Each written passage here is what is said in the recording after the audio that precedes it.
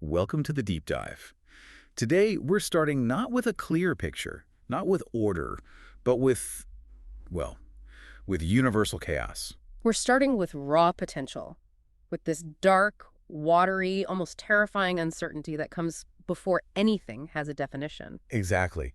And when you look at the opening lines of Genesis, they are doing something incredible. They're defining the very structure of existence. But at the same time, they're giving us this glimpse of what the universe looked like before the Creator imposed that structure, before form took hold. It's the ultimate starting point, isn't it? And what I find so fascinating is how our sources refuse to read Genesis chapter 1 as just a simple chronological list of events. Like a geological timeline. Right. They treat it like an operating manual. They argue that the act of creation wasn't just about making things, it was about establishing a complete, resilient, moral infrastructure. A moral infrastructure. That's a powerful phrase. It is. It's a system that's held up by what the sources call foundational ontological axes, these deep structural principles that hold everything together. And that's our mission for this deep dive. We're going deep with a full exegetical discussion of Genesis chapter 1, and we're going way beyond the familiar Sunday school narrative. Our analysis is drawing from a few key places. First, a perspective that views the world through the lens of active stewardship, what's called tending the garden. And that's combined with these incredibly meticulous notes on the original Hebrew and Greek textual sources. So for you, the learner, our goal here is to try and uncover these deeply embedded principles, the principles that hold the universe and maybe even our own lives together. Let's unpack this journey from chaos to coherence. Sounds good. So to really appreciate the structure that creation provides, I think we have to start where the Bible starts. We have to understand the state of disorder it replaced. The first two verses define the Earth's initial condition with those famous, almost haunting Hebrew terms, tohu and bohu. These two words are absolutely essential. They work together to define the ultimate void. Let's take them one by one. Tohu. It speaks to a state of formlessness. Some translations say confusion. Confusion. What does that mean in a cosmic sense? It means spatial arrangement is totally absent. There's no geometry, no intelligible boundaries. If you were somehow able to look at it, you wouldn't be able to tell what it is. There's no up, no down, no inside, no outside. It's just a mess. A fundamental mess. And then you add the second word, bohu. And bohu means emptiness, a void. It's the absence of substance, of content. So the original state of the earth isn't just empty. It's also structurally confused. It's undefined and unpopulated. The two work in tandem. They do. It's the ultimate state of non-utility, a space that is both empty and has no shape to put anything in. Now, when we hear words like confusion and void and chaos, I think we instinctively categorize them as bad, as evil. Of course. It's a natural human reaction. But the sources we're drawing from make a crucial, almost philosophical distinction about this primordial state. They label it as pre-moral chaos. And that distinction is the absolute key to understanding the entire creation process that follows. Tohu and bohu are explicitly defined in this analysis as not evil in a moral sense. How so?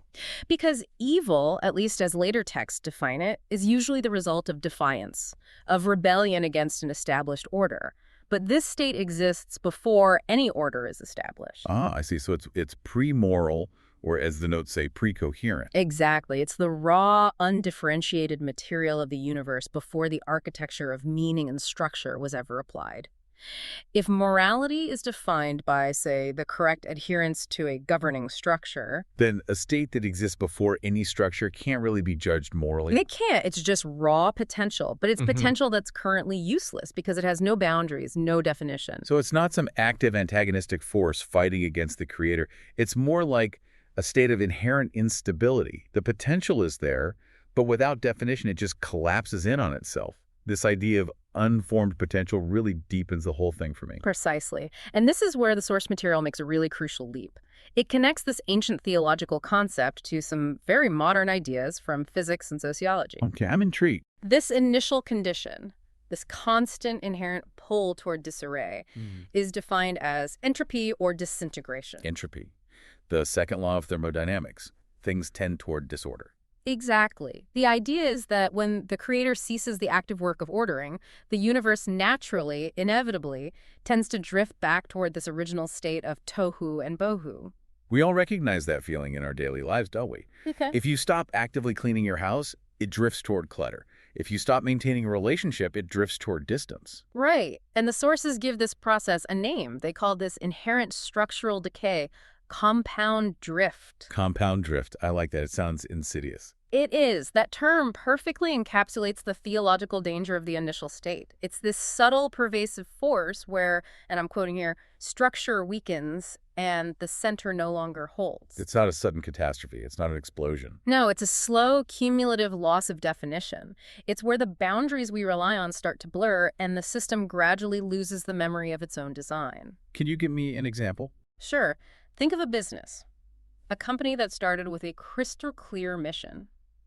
But over decades, it allowed that mission to drift. It took on contradictory purposes, it acquired departments that didn't fit, until the original structure just collapsed under its own internal confusion.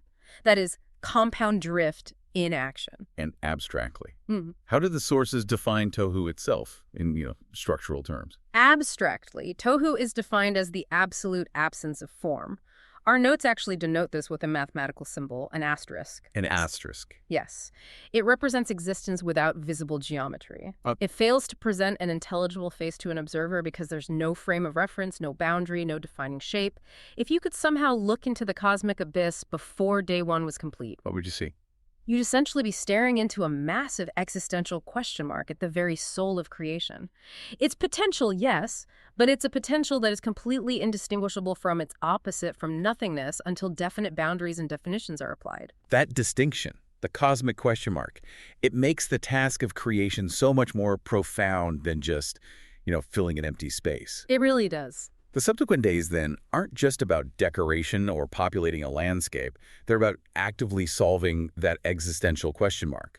It's the imposition of structural principles to move the world from that pre-coherent state to one of profound stability and meaning. It is the establishment of the foundational infrastructure. These ontological axes that allow the cosmos to actively maintain its coherence against the constant, powerful tug of tohu and bohu. And this framework, once it's established, is what creation needs to resist disintegration. That's the idea. It's the blueprint for stability. Which, of course, leads us to the next big question. How exactly does the creator move from that watery confusion to the foundation of order? Where does the stability come from? Well, that takes us to day 3.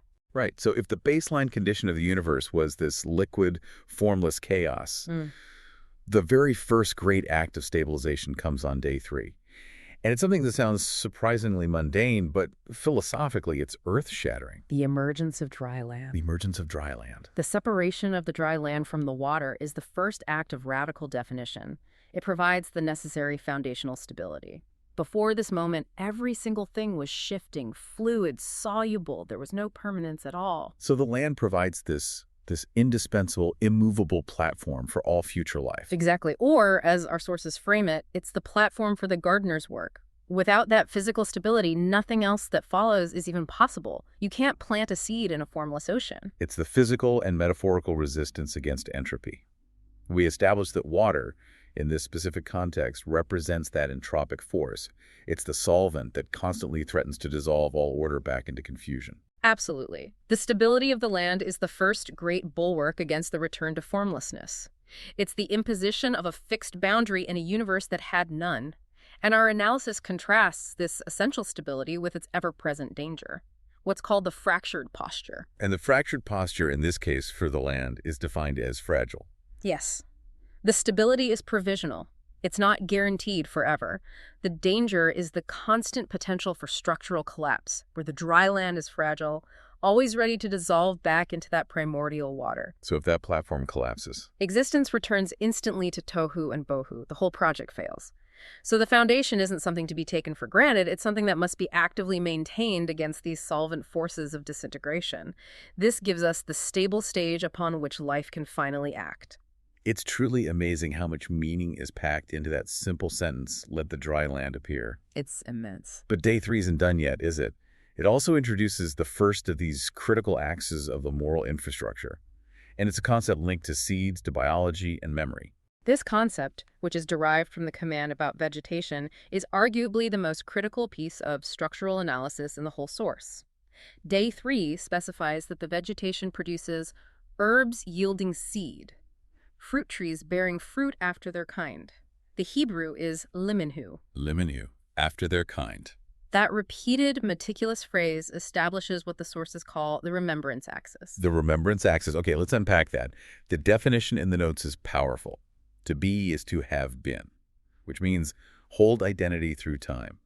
That feels profoundly counterintuitive in a universe we've just defined as constantly being pulled toward drift and decay. It is. The core of the remembrance axis is continuity. The creation is not just about existing in the present moment, it is about maintaining a coherent identity across time. So the seed. The seed is the perfect example. The seed carries the complete memory of the tree. It contains, and I'm quoting, the genetic and ontological narrative of its origin. Its primary calling, its entire purpose, is to remember its source story and then replicate it faithfully. And the analysis says this principle applies not just to botany, But to institutions, to families, to individuals, to anything that's meant to have a continuous identity. So if we look at it this way, the ideal state, what the notes call the resonant posture, is defined as named. Yes. The apple seed has a fundamental God-given calling, and it knows its name. It remembers that it is an apple, and therefore it knows what it is supposed to become. It maintains, quoting again, continuity with its story, identity, and calling across time. That continuity is coherence. It is. It doesn't waste energy trying to become an orange. It fulfills its original embedded design. It remembers. Which brings us, of course, to the opposite, the failure condition. The fractured posture here is described as dislocated amnesia. This takes the philosophical consequences of forgetting out of the purely intellectual realm and applies them directly to the structure of the cosmos itself. Forgetting becomes a structural failure. It's an ontological crime. A seed that loses the memory of its kind, of its liminhu, either fails entirely or it produces something dysfunctional. The sources use the term hybrid monsters. And they don't necessarily mean, biological freaks with three heads. They mean entities that violate their own internal God-given structure. Can you give another example of that? Think about organizational amnesia in a long-standing institution. A university, maybe, that was founded on a specific, clear principle. When the people running it forget that specific founding mission, their limit two, they begin pursuing contradictory aims. They start programs that undermine the core purpose. They produce hybrid outcomes that eventually erode the original stability and trust. So the entire stability of the world is based on this foundational principle. The moral infrastructure of the world depends on things actively remembering what they are. That's it. That's the core of the remembrance axis. Wow. Okay, so the stability of the creation platform is maintained through internal memory. If that's the remembrance axis, let's move to day 4, which gives us the second major pillar of this infrastructure: stewardship. Day 4. This is where the focus shifts to the function of the celestial bodies, the sun, the moon, and the stars. And their purpose is stated unambiguously: to rule over the day and over the night. And this establishes the stewardship axis. The definition for this one is carry entrusted weight. Right. And the crucial theological nugget here, which the sources highlight again and again, is the distinction between ownership and function.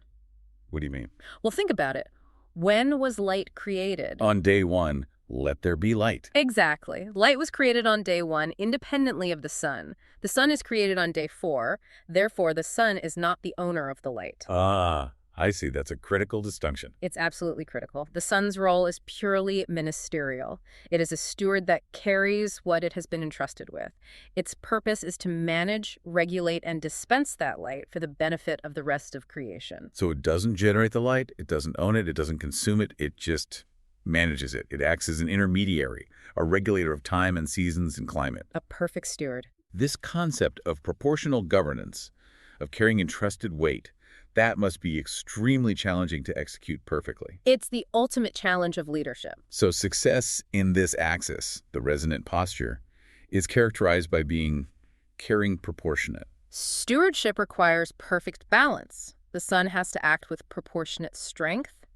And if we apply this model to any form of governance, cosmic or human, the failure modes are incredibly easy to define. Okay, let's hear them.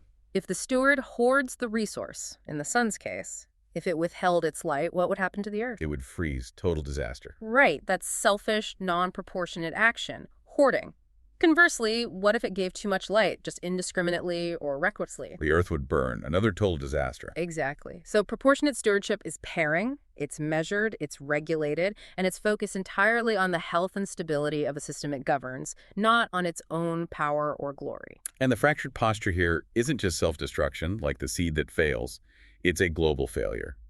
The notes say dangerous. The failure of the sun's stewardship means imbalance and catastrophe for the entire foundational structure that was just established on day 3. Right. Unlike the seed, which, if it fails, really only impacts its own line, its own kind. Yeah, The steward, by definition, has system-wide consequences. precisely. If the governing structure, the sun, fails in its proportionate duty, the collapse extends beyond a single entity to the entire climate, the calendar, the cycles of life. So, just to recap where we are, we've established a stable platform, the land. That platform is maintained by internal identity, the remembrance axis of the seed, and it's governed by a careful external authority, the stewardship axis of the sun. That's the framework. The moral infrastructure is in place. This framework has given structure and rules to the chaos. Now, what happens when that framework is fully populated? I assume that leads us to the climax of the creation week. It does. With the land stable and the axes of remembrance and stewardship set, the remaining days are about filling that structured world and introducing the pinnacle of the moral infrastructure, humanity, before it all concludes in consecration. Okay, day 5. This is where life really explodes. Day 5 focuses on the waters and the air, filling that formerly empty void, that bohu, with teeming life birds and fish. The theme here in the notes is trust, openness, and it's connected to the symbolic presence of the spirit, which is denoted by a cap symbol and referred to as the breath. The contrast with the initial state is so stark here. Where bohu was defined by its emptiness, day 5 is about filling, teeming vitality. It's the creator imposing life into that liquid chaos, which confirms that the foundation is now stable enough to bear self-propagating life. That breath, or spirit, is the principle of dynamism. It's the internal self-sustaining energy that fills the space. In the idea of openness, that implies trust, doesn't it? It feels like the creator sets the boundaries, but then trusts life to populate and expand within those boundaries. As long as it's subject to the remembrance axis. After its kind. That's the key distinction. The structure is set, but the filling is organic and dynamic. It requires an environment of trust where life can flourish and fill every niche provided by that foundational platform from day 3. This act really confirms the successful resistance to bohu. It overcomes emptiness with radical vitality. And then, after all that teeming life, we reach day 6, the absolute apex of the story, where all these principles we've discussed are synthesized into one entity. Day 6 brings humanity and the land animals. The theme here is accordance, purpose. The specific, unique distinction for humanity is that they are meant to embody and execute all 3 of the principles we've established. All 3.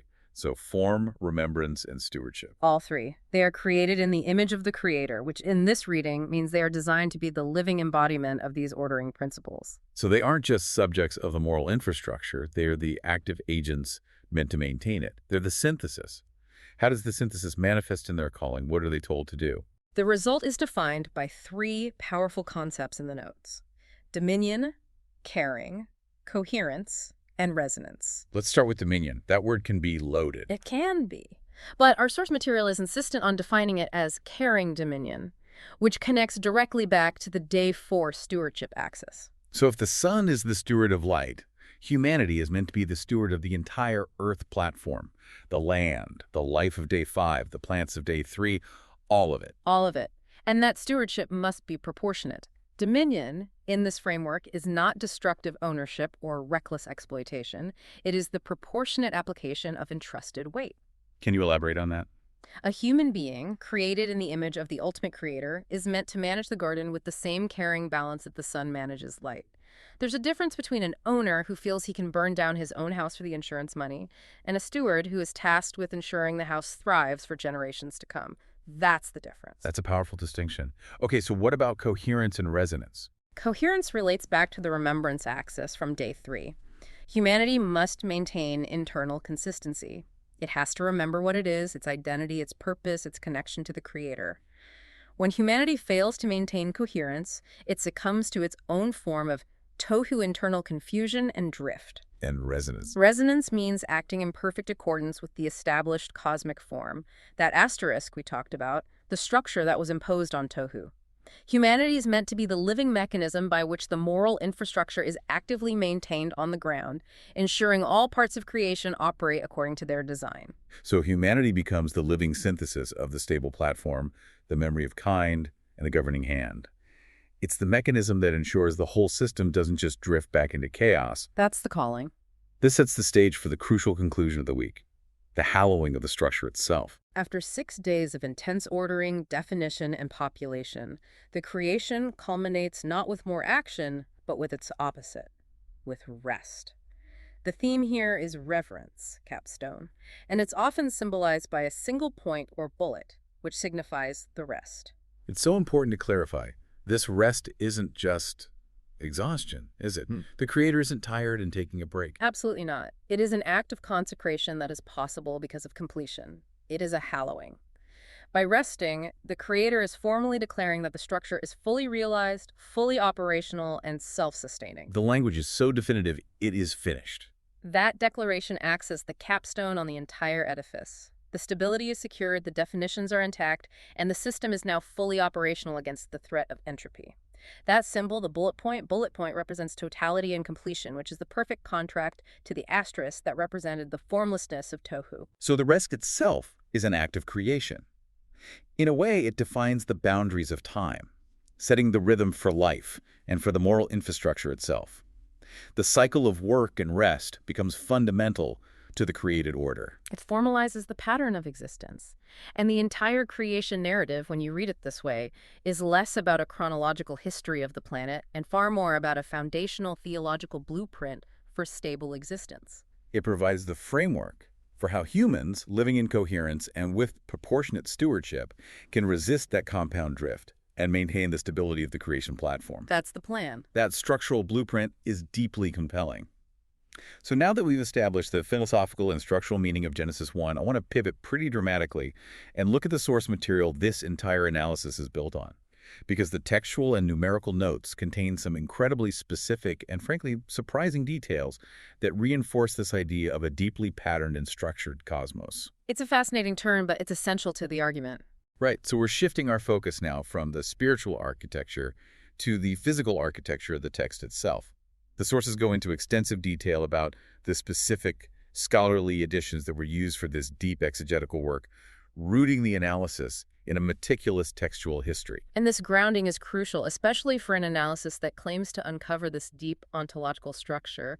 The core edition that's referenced is the Old Testament in the original tongues, which is based on the highly influential Jacob ben Chaim Textus Receptus. Textus Receptus, the received text. Precisely. And specifically, the sources draw from Christian David Ginsburg's second edition, which was published way back in 1894. That level of historical specificity sounds incredibly technical. Right. Why is leaning on the Jacob ben Chaim tradition so important, especially in the context of what we've been talking about, stability and remembrance? Because the entire editorial principle governing the Textus Receptus tradition is one of radical preservation.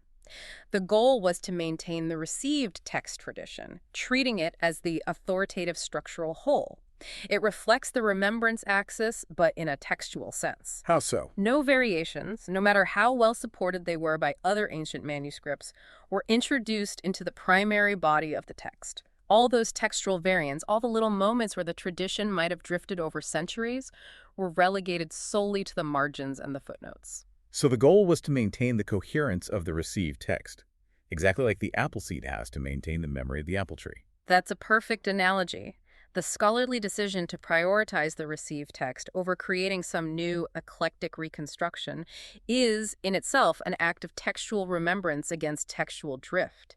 It reinforces the core theme of Genesis 1, just applied to the practice of scholarship. The integrity of the structure is paramount. It is. And the sources also cite early print editions, not just manuscripts, to show the lineage of this stability. They mention the Pentateuch, Bologna, 1482, the Prophets from Soncino in 1485, 1486, and the famous Complutensian Polyglot. This shows that this isn't just a casual read. It's an analysis rooted in what they consider the most authoritative, historically continuous version of the Hebrew text available. That's a phenomenal foundation to build on. Right. Now let's move from the physical history of the books to the inherent structure of the language itself. Yeah. Because the source material dives deep into the numerical systems that are embedded in the Hebrew and Greek alphabets. Yeah. You're talking about gematria. Exactly. Both the Hebrew and Greek alphabets were designed not just for sound, but also for assigning numerical value to each letter. This provides a hidden, structured layer of meaning beneath the narrative. Which reinforces the whole idea that the cosmos, down to its very letters, has an intelligible geometry, pushing back against the confusion of Tohu. That's the claim. Let's start with the structure of the Hebrew system as it's described. The Hebrew alphabet consists of 22 fundamental letters. But to create a system capable of numerical representation across the whole decimal spectrum, the 5 final forms of certain letters, the way they're written at the end of a word, were traditionally added. So that gets you from 22 to 27. 27 numerical values, and they're organized into 3 beautifully structured series of 9. Aleph through Teth represent the units 1 through 9. Yad through Sod represent the tens, 10 through 90. And Kaf through the Sod final form represent the hundreds, 100 through 900. It's a beautifully ordered 3-dimensional system. And the Greek system is similarly adjusted to reach that same complete numerical set of 27. It is. The standard classical Greek alphabet has 24 letters. So to complete the set of 27 numerical places, 3 archaic symbols were reintroduced or added specifically for the purpose of gematria. And what were they? They were stigma, which was assigned the number 6, an old letter called kopa for 90, and another one called sampsi for 900. Okay, the source takes a very surprising and focused tangent right here, dwelling intensely on that first one you mentioned, the letter stigma, and its numerical value of 6. It does. And the sources make a highly specific, though admittedly obscure, historical claim about the number 6. They note that the exact reason stigma was associated with the number 6 is technically unknown, but they immediately connect it to the ancient world. They claim that both the symbol and the number are intimately connected with the ancient Egyptian mysteries. This sounds almost like the discovery of some hidden knowledge, the kind of complex, non-obvious association that gematria seems to thrive on. It definitely speaks to the idea that the text is not just a surface narrative, but a kind of cryptogram, a multi-layered structure of meaning. So how do they elaborate on this Egyptian connection? They connect the Greek S, or sigma, to Egyptian symbology. The sources state that the 3 letters S, S, S, so, sigma, sigma, sigma, were the symbol of the goddess Isis. And through a complicated sequence of association, this is then connected to the concept of the number 666. So, the text suggests that the stability of the creation narrative relies not just on obvious structures like land and sun, but also on these hidden, complex numerical patterns. Which leads us, of course, to the ultimate cryptic interpretation of the number 666 itself, based on its Greek notation. Nice. This is perhaps the most powerful and surprising assertion in the entire analysis. The number 666, written in Greek as sex, chi, stigma, is interpreted by these sources as consisting of the initial and final letters of the word Christos, Christos, with the symbol of the serpent placed between them. Okay, let's break that down very carefully, because that is a stunning claim. So the initial letter is chi. Correct, the first letter of Christos. And final symbol is stigma. Right. It's a bit complex, but the sources link chi, the initial, and stigma, the final numeric component of 666, to the concept of Christ. So you have Christ at the beginning and the end of the number. But critically, the letter in the middle, with a value of 60. That letter, she, is identified in this specific interpretation as the symbol of the serpent. Let me see if I have this right. The number is chi, 600, she, 60, stigma, 6. The sources are claiming this structure, that Chiksi var sigma, represents the concept of Christ chi at the beginning and a completion related to Christ stigma at the end. But placed directly between them is she, the serpent. That's the interpretation provided. It's a remarkable piece of textual wrestling, isn't it? It takes a number often associated with pure chaos and anti-structure, the ultimate fractured posture, and argues that its numerical structure actually frames the creator's identity, but places the ultimate challenge, the serpent, directly in the middle. It's a perfect cryptic numerical summary of the entire Genesis narrative. You have the order of creation, defined and bookended by the creator, but challenged from within by disorder. It emphasizes the absolute depth of interpretation you can find when you treat the text not just as a story about creation, but as a densely layered, mathematically structured system of signs, whether they're physical, like the land, numerical, like gematria, or ontological, like the axes.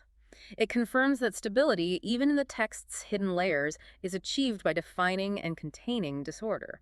That thoroughness, linking the meticulous preservation of the Jacob ben Chaim text all the way to the complex form, contains structure of gematria. It truly demonstrates the depth of these source materials and provides the final layer to our understanding of the Genesis 1 blueprint. Absolutely. It's a complete picture, from the cosmic to the microscopic. So let's try to bring this all together. To summarize this deeply layered analysis, we began at the absolute starting point, the pre-moral chaos of tohu and bohu. That's formlessness and emptiness. It's the natural state of what the sources call compound drift or entropy, a state where the structure of existence just naturally degrades. And we learned that the Creator's work wasn't just making things, it was the establishment of a rigorous moral infrastructure. This infrastructure relies critically on two key ontological axes that are meant to stabilize the cosmos against that drift. The first was remembrance, looming here, which demands that all created things maintain their identity and their narrative across time, just like the seed has to remember the tree it came from. And the second was stewardship, which requires that all governing elements, like the sun, have to carry their entrusted weight with proportionate strength and care, not hoarding and not being reckless. This entire edifice then culminated in the hallowing of the seventh day, the proclamation that the order was complete and capable of sustaining itself through rhythm and definition. We then traced this architectural principle through the textual history itself, seeing how scholars preserved the authoritative text against variance. And how the underlying numerical structure of the alphabet itself reflected a contained, structured universe capable of resisting the ambiguity of chaos. It's a complete top-to-bottom model of coherence. So we've seen that the coherence of the cosmos really depends on active maintenance, on things remembering what they are. If tohu represents entropy and that compound drift, that inherent organizational decay that plagues institutions and individual lives, then we are in a constant active fight against forgetting our purpose, our identity, and our foundational structure. Which raises an essential question for you, the learner. A question that spans from the macrocosm of the universe right down to your immediate daily experience. Considering that structural weakening, mission creep, and amnesia are constant forces in our daily lives, whether they're personal, professional, or social, how much of your own individual and collective coherence relies on actively maintaining the memory of your identity, your function, and your calling, mirroring that vital command to the appleseed after its kind? That's a deep and a challenging thought to end on. The battle against chaos is never actually finished. It is simply framed by the boundaries and the memory we choose to maintain. We appreciate you joining us for this deep dive into the infrastructure of Genesis chapter 1. And we look forward to exploring the next set of sources with you soon. Until then, stay curious and remember what you are.